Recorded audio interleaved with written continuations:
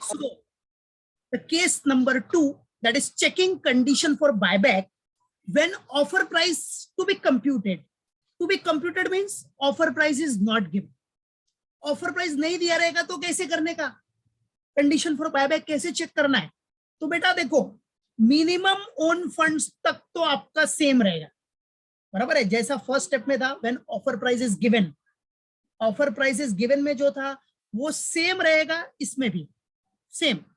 Offer price given, offer price not given में up to minimum own funds तक it will be same same same, बराबर है, याद रखना. तो offer price is not given मतलब it is also known as offer price to be computed. Remember it, offer price to be computed. So see, so first वही same sources, sources में general reserve, PNL account, securities premium. So add up कर लिया तो reserve and surplus आ गया, right, reserve and surplus.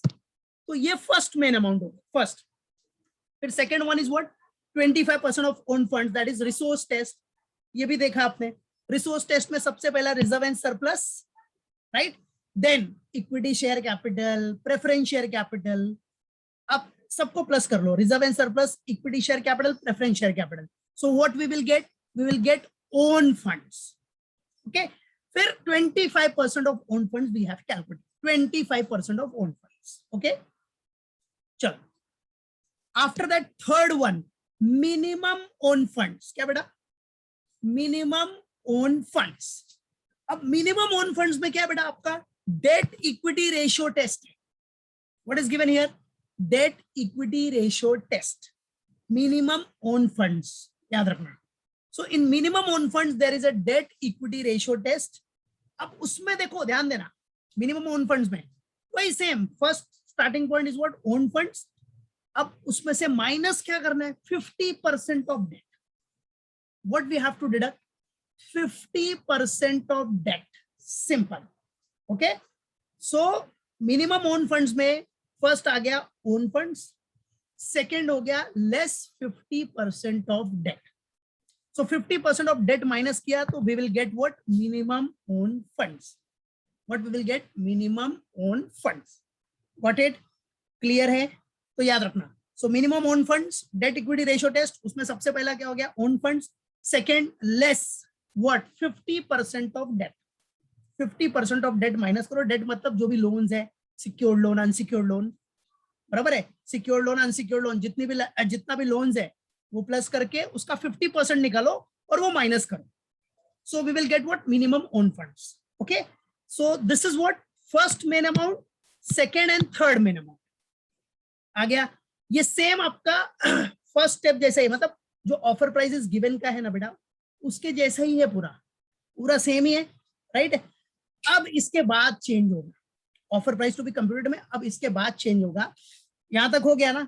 अब क्या करना है इधर, offer price to be computed में देखो, सोर्सेस हो गया, reserve and surplus first main amount, then 25% of own funds you have calculated. Own fund कैसे आया, reserve and surplus, equity share capital, preference share capital, वो प्लस किया, उसका 25%. Okay, फिर आपने मिनिमम ओन फंड्स निकाला. Minimum own funds, minimum own funds के लिए own fund minus 50% of debt, जिसको हम बोलते हैं डेट इक्विटी रेशियो टेस्ट. ठीक है, सो फाइनली अपने को मिनिमम ओन फंड्स में मिल गया. तो नंबर 1 हो गया, नंबर 2 हो गया, नंबर 3 भी डन. ओके, चलो नाउ अब थर्ड के बाद अब क्या करना है इसमें, offer price to be computed में क्या करना है बेटा, आपने को फोर्थ स्टेप क्या लेना है, maximum possible amount of buyback. What we have to take, maximum possible amount of buyback. So what will be the maximum possible amount of buyback, सीधा फंडा है, लीस्ट ऑफ अबव 3, 1 2 3, बराबर. ये तीनों में से जो सबसे छोटा होगा, लीस्ट होगा, लीस्ट अमाउंट, वो आपको इधर कंसिडर करना है. वही अमाउंट आपका क्या हो जाएगा, maximum possible amount of buyback. इतना बायबैक कर सकते हो, मैक्सिमम पॉसिबल अमाउंट. ठीक है, फिर नेक्स्ट स्टेप में आपको एज पर लॉ जो रहता ही है, 25% ऑफ पेड अप इक्विटी वो निकालो. जो भी 25% आएगा पेड अप इक्विटी का वो कैलकुलेट कर लो. उसके बाद मैक्सिमम नंबर ऑफ शेयर्स कितना होगा वो निकाल लो. अब मैक्सिमम नंबर ऑफ शेयर्स कैसे निकालना है पता है ना, जो 25% ऑफ पेड अप इक्विटी है divided by face value per share. अब 25% का बायबैक तो एज पर लॉ है ही limit, so 25% of paid up equity निकालो divide by face value per share, एक शेयर का फेस वैल्यू कितना है उसे डिवाइड कर दो, तो you will get maximum number of shares. What you will get, you will get maximum number of shares पड़ी, राइट? ये हो जाएगा मैक्सिमम नंबर ऑफ शेयर्स। और फाइनली क्या करना है, अब फाइनली निकालना है अपने को मैक्सिमम पॉसिबल ऑफर प्राइस।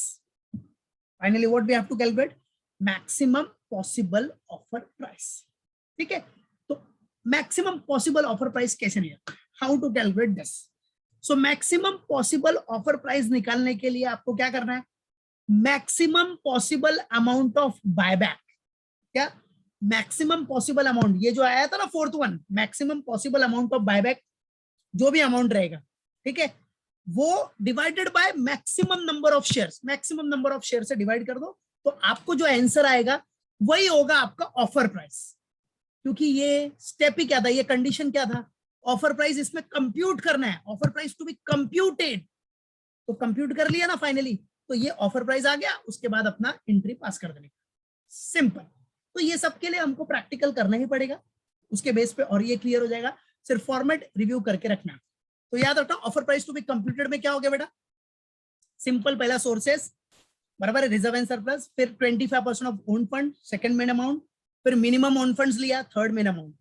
तीनों में से सबसे लीस्ट वाला जो रहेगा, जो सबसे छोटा अमाउंट रहेगा, वो रहेगा maximum possible amount of buyback. और उसके बाद आपको क्या करना है, 25% ऑफ पेड अप इक्विटी लेना है बेटा, 25% ऑफ पेड अप इक्विटी निकाल लो। फिर उसके बाद मैक्सिमम नंबर ऑफ शेयर्स निकाल लो, वो कैसे निकालोगे, 25% of paid up equity divide by face value per share, simple. और finally maximum possible offer price निकालना है। सो कैसे निकालना है maximum possible offer price, maximum possible amount of buyback, जो भी maximum possible amount of buyback होगा, दिस वन फोर्थ वन, उसको डिवाइड कर दो मैक्सिमम नंबर ऑफ शेयर से, फिनिश, खत्म, गेम ओवर। क्लियर, मालूम पड़ गया, माइंड में फिट रहेगा एकदम पक्का।